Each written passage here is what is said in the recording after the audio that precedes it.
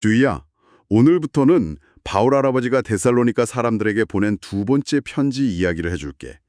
바울 할아버지는 편지를 시작하면서 하나님께 아주 큰 감사를 드렸어.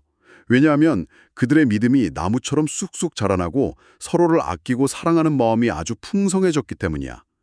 데살로니가 사람들은 억울하고 힘든 일을 당하면서도 꾹 참고 믿음을 아주 잘 지켰단다. 바울 할아버지는 이것을 여러 교회에 자랑스럽게 이야기했어. 주희야, 우리 하나님은 아주 공평하신 분이란다. 하나님은 데살로니가 사람들이 하나님 나라에 딱 어울리는 멋진 사람이 되도록 이 힘든 시간을 허락하신 거야. 예수님이 하늘에서 불꽃 가운데 힘센 천사들과 함께 다시 오실 때 놀라운 일이 일어난단다. 예수님을 믿는 사람들을 끈질기게 괴롭혔던 사람들에게는 똑같이 무서운 벌을 내려주시고 억울하게 고난을 당한 사람들에게는 편안한 쉼을 주실 거야. 하나님을 모르는 사람들은 예수님의 영광스러운 얼굴을 보지 못하고 영원히 쫓겨나는 벌을 받게 되지. 하지만 끝까지 예수님을 믿고 기다린 사람들은 우리 예수님 정말 놀랍고 멋지다 하면서 크게 찬양하게 될 거야.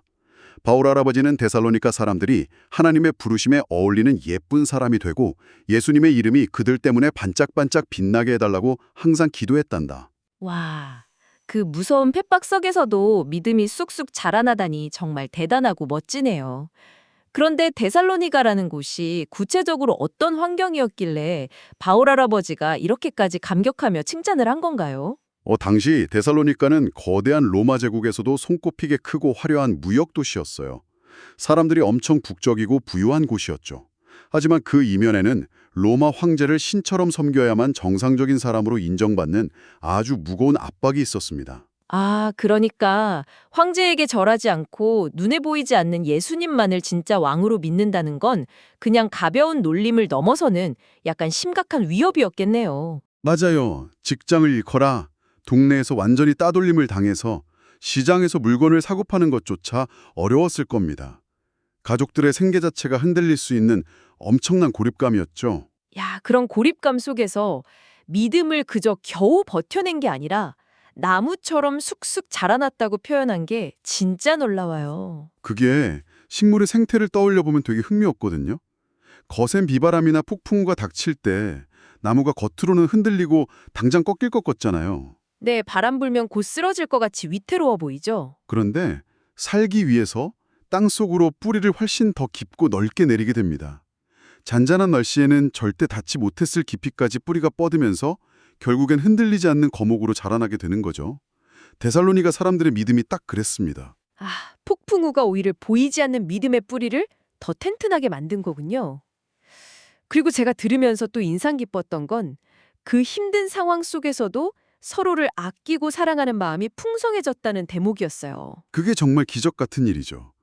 보통은 내가 억울하고 고통스러우면 시야가 좁아지고 남 챙길 여유가 싹 없어지잖아요. 맞아요. 당장 내 코가 석자니까 날카로워지기 마련인데 이 사람들은 완전히 정반대의 모습을 보여주었네요. 네.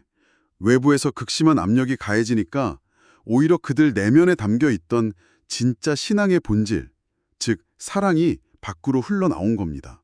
억울한 일을 당하면서도 자기들끼리 세상을 원망한 게 아니라 서로의 상처를 더 깊이 보듬어 안고 사랑을 실천한 거죠. 와, 서로 이렇게 깊이 사랑하고 굳건하게 믿음을 지키는 사람들이라니 참 훌륭한데 듣다 보니까 자연스럽게 한 가지 의문이 생깁니다. 어떤 의문이신가요? 하나님이 그렇게 사랑하시는 자녀들이라면 애초에 그런 괴롭힘을 당하지 않게 든든한 울타리를 쳐주시거나 그 나쁜 사람들을 미리 막아주실 수도 있었을 텐데 왜 그토록 고통스러운 시간을 겪게 두신 걸까요?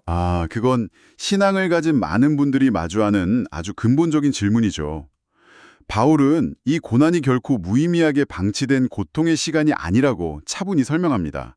오히려 이 힘든 시간 자체가 하나님의 공평하신 심판을 보여주는 뚜렷한 증거라고 이야기해요. 고난이 공평한 심판의 증거라는 말이 얼핏 들으면 어린이 여러분이나 저나 바로 와닿지는 않거든요. 내가 억울하게 고통받고 있는데 그게 어떻게 하나님의 공평함과 연결될 수 있는 건가요? 아까 조엘 할아버지 이야기 중에 하나님 나라에 딱 어울리는 멋진 사람이 되도록 이 힘든 시간을 허락하셨다는 말이 있었죠. 여기서 어울리는 사람이라는 단어의 원래 헬라어 뜻을 살펴보면 아주 명확한 그림이 하나 숨어 있습니다. 오, 어떤 그림인가요? 옛날 시장 상인들이 물건을 달아볼 때 쓰던 양팔 저울을 한번 상상해 보세요. 아, 한쪽에 기준이 되는 무거운 추를 올려놓고 반대쪽에 곡식이나 물건을 올려서 수평을 맞추는 그 저울 말씀이시죠? 네, 맞습니다. 성경 원어에서 합당하다 또는 어울리다라고 번역된 단어는 바로 그 저울 반대편에 올려진 물건이 기준추의 무게와 완전히 똑같아져서 저울이 평행을 딱 이루었을 때 통과 혹은 합격하고 외치는 그 상황을 뜻합니다. 하나님은 정말 세심하신 분이군요. 우리를 하나님 나라에 딱 들어맞는 진짜 보석 같은 사람으로 빚어내시려다니요. 고난이라는 엄청난 무게를 견뎌내면서 그 저울의 수평을 맞추는 거네요. 정확합니다. 억울함과 고난이라는 무게가 올려졌을 때 이들의 믿음과 인내 그리고 서로를 향한 사랑이 그 반대편에서 무게를 온전히 견뎌내며 균형을 맞춘 거죠. 자신들이 하나님 나라 백성으로서 자격을 갖추었음을 묵묵히 증명해낸 겁니다. 그냥 대충 불쌍하니까 통과시켜주는 게 아니군요. 편안한 온실 속에서만 자랐다면 내 믿음이 진짜 단단한 보석인지 아니면 작은 충격에도 바스러지는 흙덩이인지 스스로도 몰랐을 텐데 도망치지 않고 예수님을 꾹 붙잡으면 보석처럼 빛나게 되는 거네요. 그렇습니다. 치열한 인내를 통해 불순물이 빠진 순금처럼 영광스럽게 조각되어 가는 거죠. 하지만 바울은 여기서 멈추지 않고 이 불공평해 보이는 현실이 완벽하게 역전되는 궁극적인 순간을 이야기합니다. 바로 예수님이 이 땅에 다시 오시는 날이죠. 그 역전의 순간을 아까 예수님이 하늘에서 불꽃 가운데 힘센 천사들과 함께 다시 오신다고 표현했어요. 그런데 불꽃 가운데 오신다는 건 약간 모든 걸 다 태워버릴 것 같은 아주 무섭고 강렬한 이미지 아닌가요? 겉보기엔 그렇게 느껴질 수 있죠. 하지만 그 불꽃의 이미지는 결코 우리를 겁주거나 파괴하려는 게 아닙니다. 오히려 세상을 망가뜨린 불의와 억압, 그리고 하나님의 사람들을 괴롭혔던 악한 세력들을 완전히 소멸시키고 정화하는 거룩한 과정이에요. 아, 무서운 벌이 아니라 굽은 것을 곧게 펴고 억울한 것을 바로잡는 아주 정의롭고 깨끗한 심판의 불꽃이군요.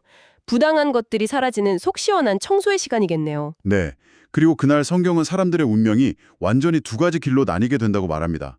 하나님을 끝까지 거절하고 이웃을 괴롭힌 사람들은 빛이신 예수님의 환한 얼굴을 보지 못하는 깜깜한 곳으로 쫓겨나는 가장 무서운 벌을 받게 되죠. 영광스러운 얼굴을 보지 못하고 완전한 어둠 속으로 쫓겨난다는 게 어떤 육체적 고통보다 더 두렵고 철저한 형벌이네요.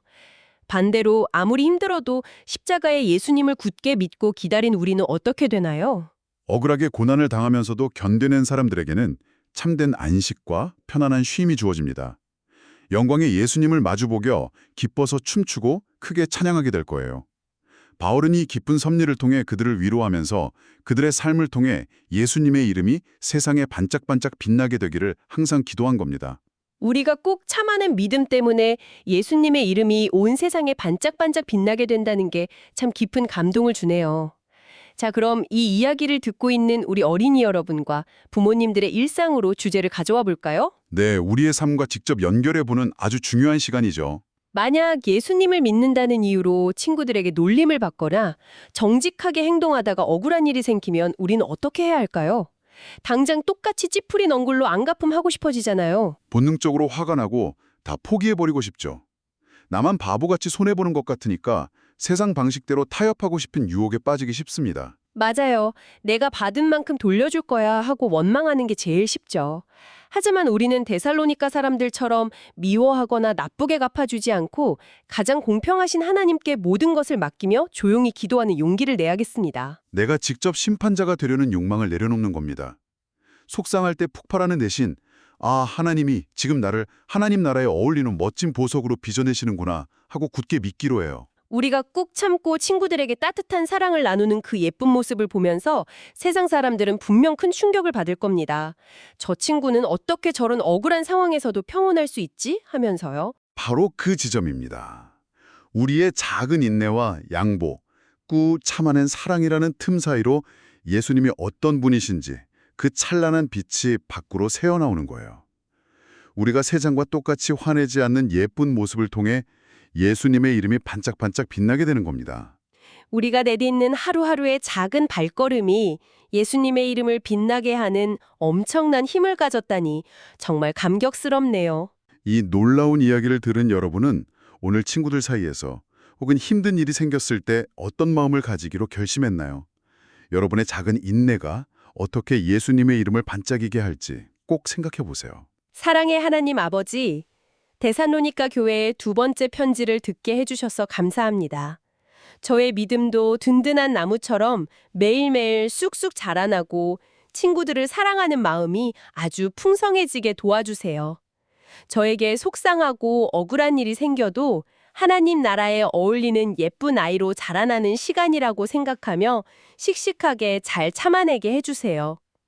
다시 오실 공평하신 예수님을 굳게 믿고 저를 섭섭하게 하는 친구들을 미워하지 않고 너그럽게 용서하겠습니다. 저의 착하고 예쁜 믿음의 행동을 통해 우리 예수님의 이름이 온 세상에 반짝반짝 빛나게 해주세요. 공평한 심판과 영광의 왕으로 다시 오실 예수님의 이름으로 기도합니다. 아멘.